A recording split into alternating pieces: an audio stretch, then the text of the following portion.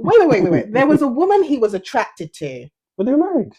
But that's not my question. He knew what it felt like to want somebody, but it just wasn't his wife. But he chose his wife. Did he really choose her though, or did he choose the life that she could give him? Would you rather he said nothing? I'd rather that you never married me.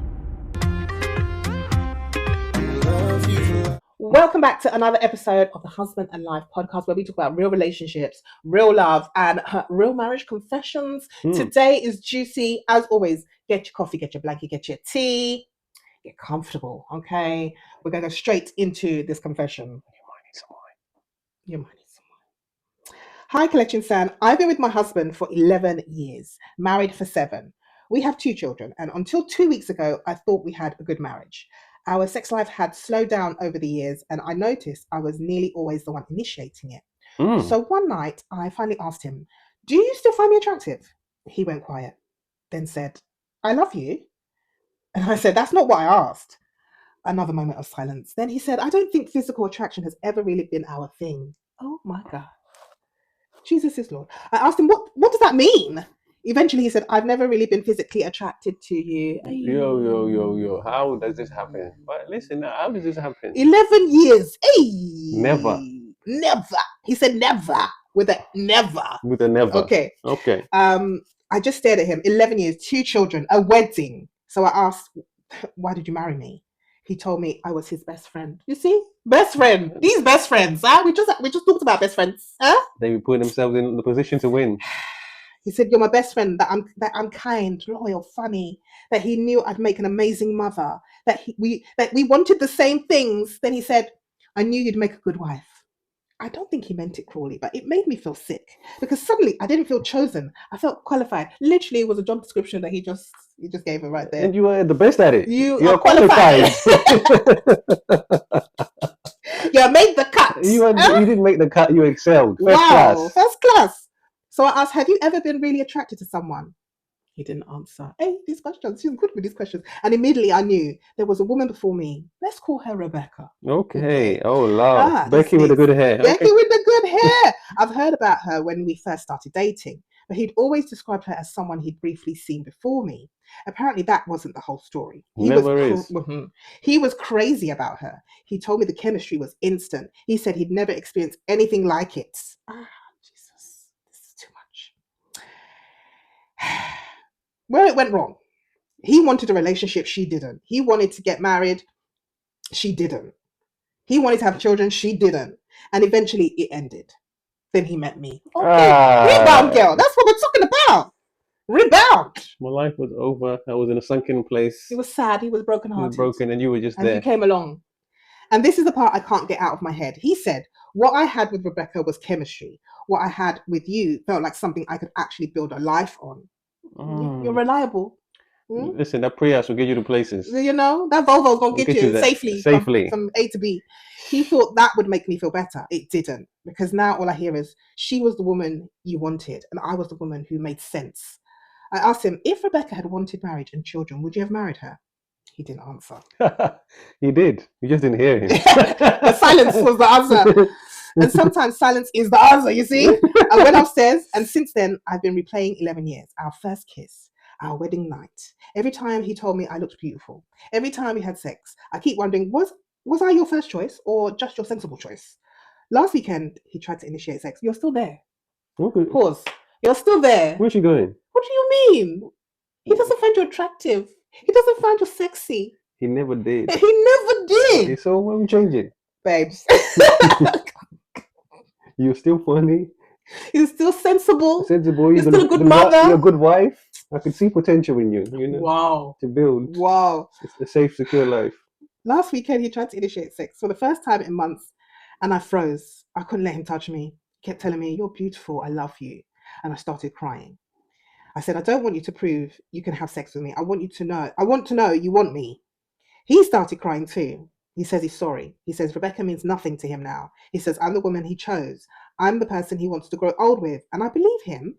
That's what makes this so confusing, because I think my husband genuinely loves me. But now I know he's capable of feeling that uncontrollable attraction because he's felt it before. Just never for me. And I don't know how I'm supposed to know this now that I know. Is being the woman a man chooses to build his life with enough? if you know you were never the woman he desired the most. Yes, it is. Babes.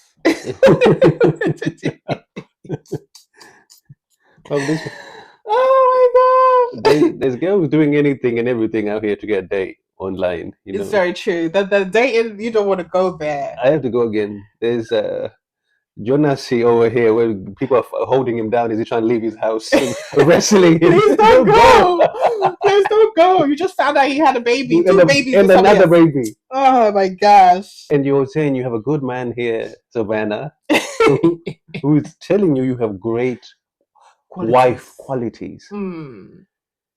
He's saying you're kind, you're loving, you're funny, you're thoughtful. Mm. If you were describing those characteristics to your, wouldn't those characteristics be appealing to someone your friend was dating? Wouldn't you want those characteristics? Let's break it down here. Let's be frank, let's be lambs. Huh? You would be like, oh my God, this guy is so kind, he's so funny, he's so loving, he's so thoughtful. I think he could be husband material. But you know, yeah, but then when they say, oh, do you find him attractive? And you say no. They say no. And the reason he said no was because it was never your thing, bro. I never go with you because you were an athlete. You know what I mean? I never go with you because of this. I go with you because of your heart, because of your intellect, because of your kindness. Can we talk about how can we marry someone that we're not attracted to? How can we have sex with someone we're not attracted to, babes? Explain this to me as a man. We need to understand. Emotional connection. There was that emotional connection, that emotional side, that attachment they had together. That connection came. You know, the physical act wasn't the thing. It's how it made her feel, you know. But he didn't find her attractive. You want to rip her clothes off. He didn't find there was no chemistry. No chemistry. How do we do this for 11 years and have 2 children when we don't find someone desirable? We're doing a job. We understand you have to invest into something to get return. Wow. See, this doesn't make no sense. This is not what we romanticize about as women when we get married and have children, babes. This is not how we picture it. This is why I think she's very upset. In her mind, because you don't picture the movies. The movies are not a real place. Yes. In her mind, though, this is her marriage. She finds him attractive. She wants to rip his clothes off, and she wants to watch him walk across the room and just think, "Oh God, I'm such a lucky woman. He's such a great father. He's such a good husband." This is where you women go wrong. Right there, right there. All right. Because you lot paint this picture in your brain. Oh, this guy is such a you know, he is so and my guy is thinking, okay, this is going to be a great mother to my kids one day. She's loyal, she's kind, she's important. She has her good head over her shoulders, you know. Oh my God. It's not going to be so hard on me, you know. I can still get it in when I need to. When she comes for wanting me, I'm still be able to get to the business. Lord, this is what we're thinking about in our minds when we're saying, when we're getting ready to buy rings or propose. Wow, a whole wedding. It's an investment. Aye. You lot be acting like you don't know it's an investment out here, huh? No, bro, it's not an investment for us, because for us to get married to somebody that we also look at those characteristics. Is he kind? Is he loyal? Is he funny? You know, and those are ticks. And exactly, but also the main one is, am I attracted to this man? Is that no? Because let's look at it like this. If, for example, this is a real fact in life, if you have gone for aesthetically pretty people, I'll give you an example. You know this happens. Let's say you've been in a relationship and you've gone for aesthetically pretty people, and they've let you down every single time. That they've cheated and cheated. You're gonna stop going for those 10s. You might drop to a 7. But babe, we're not. I'm asking. Is that not true? People don't do that. They go, let me try. Yeah. Why do they do that? Yeah, because they've realized that they're basing everything on looks. Oh, that's not what I'm talking about. Though, it's attraction. It's that's not what I'm talking about. That's not what I'm talking about. When a woman is attracted to someone, he doesn't have to be a 10. Yeah, he doesn't have to be a 10. If I'm attracted to somebody, he could be a 6.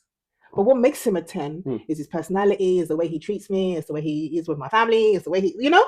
So we're saying the same thing. No, because you're saying you're talking about people dating someone just for their looks. I'm not talking about that. I'm saying no, I didn't say that. That's what you just said. I said you. And then you drop down. I said on the looks aspect, because you realize the looks wasn't as important as all the other characteristics. They're funny, they're kind. Yes. Which are the characteristics that she possesses? Rebecca might have been a 10 to look at, but she didn't have that compassion. She didn't have that empathy. She didn't have that motherly gene in her. Yeah, but he still was attracted to her. But that's why it didn't work out. But you are in the winning position. But what I'm saying to you is, if you had all those characters, because you were saying if this was your friend's partner Yeah. and they were coming to you and saying to you, he's funny, he's kind, he's this and he's that, Mm. your friend will still ask you, are you attracted to him though? And if you say no, she will say to you, is it going to really work out? Yes. Is it really going to work out? Because attraction is really important But then they always for women. The bag is really important for women. No, not always. Why are we going there? Why are we talking about that? That's got nothing to do with this conversation right now. Arranged marriages. You grow to love the person you're That's with. different. They've been brought up to have that mentality, babes. We're not talking about arranged marriages. Arranged marriages start from young. You are programmed to believe that an arranged marriage is what's going to happen for you. But in this instance, they had a friendship. Who told you this? Where did you get this? He said that. Who had a friendship? He said we are best friends. We are quality. What did he say? No, he didn't. He said him and he said they have other things. We have a good relationship. What is the thing? She listed some things that they were great at, the qualities that she is great at before he just... He said that she was a kind, loyal... Mm-hmm. Where is it? Kind, loyal, funny, amazing, good wife. Those sound like positive things there. Yes. But we want to focus on one negative. It's an important part of your marriage. Okay. Yeah? It's an important part of your marriage. You should know this. It's an important part of your marriage to have sexual chemistry. We watch maths all the time. People say, I ain't got no sexual chemistry. And they try force the thing and it don't work out. Yeah? We see couples all the time. We ain't got no sexual chemistry. And they try and force the thing and it don't work out. So how then can we help? Especially now that you know it's possible for him to have sexual chemistry with somebody. He told you. He told you there was a previous. It was explosions. Yeah, it was exactly. cuts. It was ripping clothes off. It was all these things. Yes. And he don't do that with you. No. Yeah. She had to ask you the question. Yeah. She had to ask you the question. Over and over. Because she was the only one initiating the thing. Yes. So that's how she knew. So it's like you can't just dismiss it just because there's other qualities. When this part of the marriage, this part of the relationship is important for you to have that other part, that intimate part of the relationship. Since, we are saying my guy is so wrong for not finding her attractive at the beginning. But apart from that, there's nothing about their relationship she doesn't like. What practical steps do we want to give Rebecca to be fully happy in her relationship? Well, I think that because she's now established where she's at with her husband, he's finally told her. You have to make a decision as to whether you think this is enough. We can debate about this or as long as the day, but for you have to decide if it's enough, if all those characteristics that he possesses is enough, or are you happy to always be the one to initiate, the intimacy? Are you the one that's going to always be the person that has to let him know that it's time to come together as one? Okay. Is that what's going to be happening for the next 11 years? Right? So you have to establish in your heart whether this is for you. And to do that, I know he says he loves you. I know he says you guys are besties and, you're a good woman and all of the things. He's saying all the right things, but his actions, because words, we already know, can be said, but what are the actions?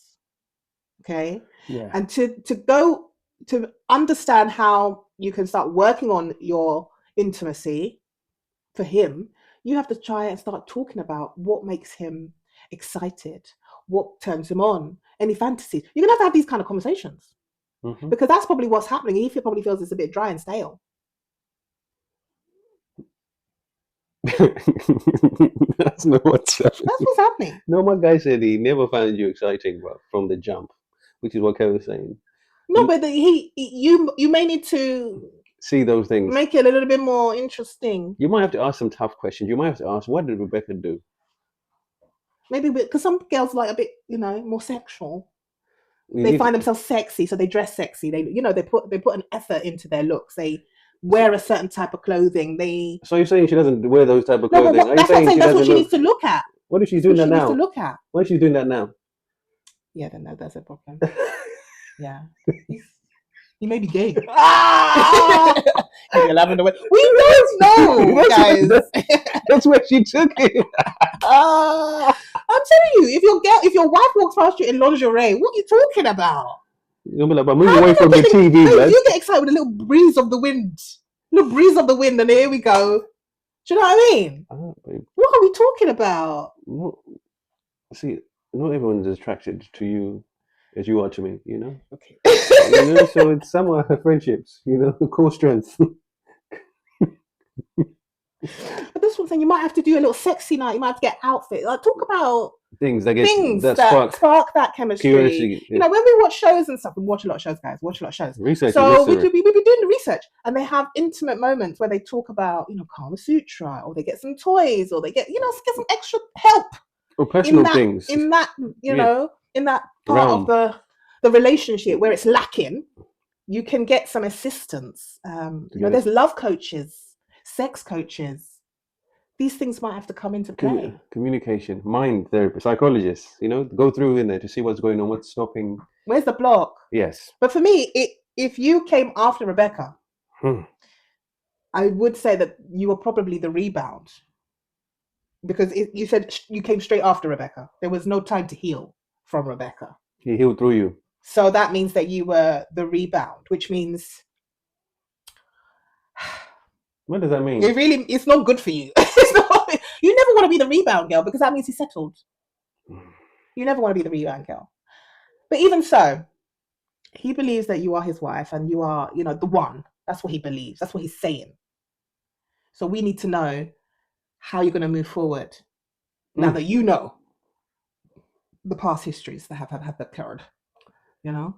How do you get over this, babes? How do you unknow this? Well, I think you can't unknow this information. It's only how you can use this information to help yourself become a better person, for him to see your value, to see what is not, to make him see what is not appreciating. For you you want him to see you in your glory, like I was saying. You want him to wonder. You know, you can't just be initiating the thing every time. Okay? Men don't want to chase the girl, want to push up, say, hey babes. You know, you can't be the one that's going, hey babes, to my guy, you know, all the time. There's something wrong there, which is a problem. So create that, not even distance, but create that curiosity in his brain to make him want to chase you, to make you feel you're unattainable. And he's like, oh, I want this. I got to have this. I need to have this. And it might be, you might think it's playing games, manipulation. No, it's not that. You're finding a way to win. Yeah, that's what you got to do. And this is to benefit you guys as a partnership. And it's only going to bring your relationship closer and tighter and get you to the place you want to get to. You know what I mean? And then I just thought of an idea. You know, those couples, sometimes they pretend to be other people. And they meet up in a hotel or, you know, in a public place. And they just have a little fun. Maybe you need to spice it up. Okay? Even on a budget, my guy could come out, go around the back garden, go out the main road, press the doorbell. Yes. Hello. And he pretends to be the plumber. Or sign. Something. I heard you needed some shell put up. Or sign. You just got to spice it up. You need to go, look outside the box, okay? And I know this sounds like effort because you're upset that he's been holding on to this for some years now. But let's move forward. How are we going to fix this? How are we going to fix how you feel? How are you going to fix how your marriage is? That's how you're going to move forward. We can't always dwell on what happened previously. It's about now and the next few years and the 2 children and the life that you've built and all of the things. So where you want to go. That's our 2 cents. Okay, we went left, we went right. That's what we do. Okay, we want to know what your 2 cents is. Okay, this is relationship court right about now. Hey. What would you do? You've been with your man, ladies. You've been with their man, and then he turns around and tells you, I don't really find you that attractive, and I never have. Are you staying? Are you staying? Or are you going? Let us know in the comments and man them. I need to understand how you can be with someone that you're not attracted to for 11 years. Please explain that to me in the comments. I need to know. Homeless. Explain it to me. I'm perturbed because I don't get it. They do my laundry. They do my clothes. As always, if you enjoyed this, like, subscribe, comment, share this with your people, and we'll catch you again next week. Peace and love.